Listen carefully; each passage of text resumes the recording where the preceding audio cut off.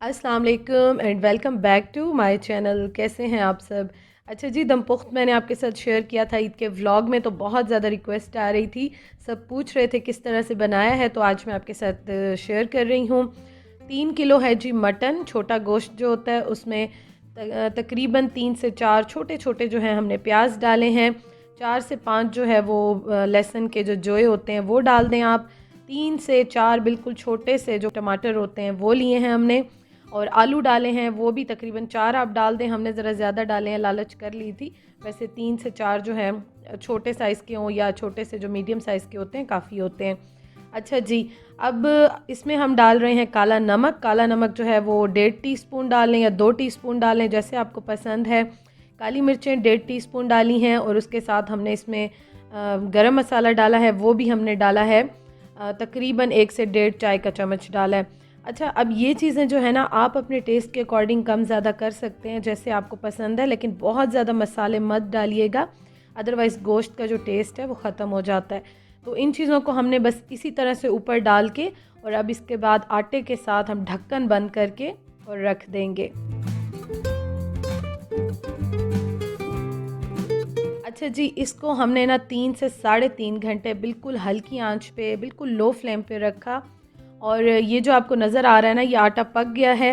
वैसे मेरी जो नंद हैं वो उन्होंने थोड़ा आटा ज़्यादा लगा लिया है क्योंकि मैं गोश्त वगैरह समेट रही थी। आटा वैसे इतना लगाइएगा कि ढक्कन अच्छी तरह से बंद हो जाए, क्योंकि ढक्कन बंद होगा तो स्टीम बाहर नहीं निकलेगी, और स्टीम के साथ जो है इसका टेस्ट ज़्यादा आता है। सारी चीज़ों का जो रस आता है, गोश्त का रस आता है, उनके अपने पानी में ये कुक होता है, और उसका जो टेस्ट आता है ना, मतलब वो कभी भी आपका प्रेशर कुकर में, कढ़ाइयों में, फ्राइंग पैन में, इन चीज़ों में नहीं आ सकता। और अगर आपके पास कोयले हैं तो आप इसके ऊपर रख दें, क्योंकि इस तरह से ऊपर से भी हीट जाएगी, नीचे से भी जाएगी। अगर नहीं है तो भी कोई बात नहीं है, क्योंकि हमने ढक्कन इसका बंद किया हुआ है, तो नीचे से जो हीट निकलती है वो स्टीम ऑलरेडी उसमें बन जाती है और बहुत अच्छा बनता है।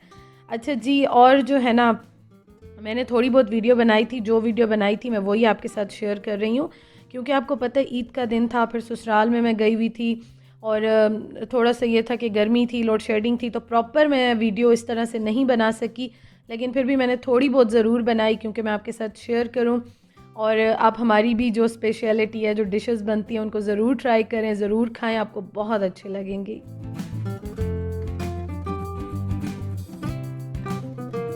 3 साढ़े 3 घंटे के बाद आप देखें, हमने ढक्कन इसका हटाया और हर चीज़ बिल्कुल परफेक्ट कुक हो गई। आप देखें बहुत अच्छी बन गई है। अच्छा, प्याज ज़्यादा मत डालिएगा, उससे ये मीठा हो जाएगा। आलू भी बिल्कुल सॉफ्ट हो गए हैं, और मीट जो गोश्त होता है, मटन होता है, वो इतना सॉफ्ट होता है कि आप मुंह में रखते हैं तो घुल जाती है बोटी, और यही इसकी निशानी होती है कि ये जो है वो बन जाता है।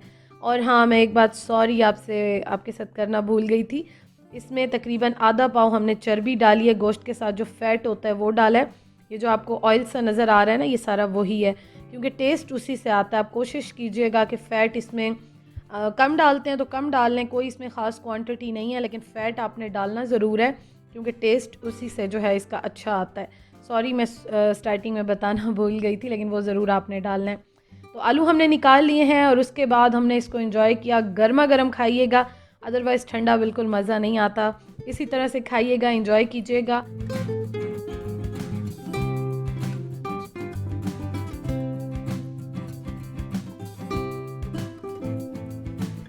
और वीडियो अच्छी लगी हो, रेसिपी अच्छी लगी हो, तो ज़रूर ज़रूर लाइक कीजिएगा, मुझे बहुत खुशी होगी।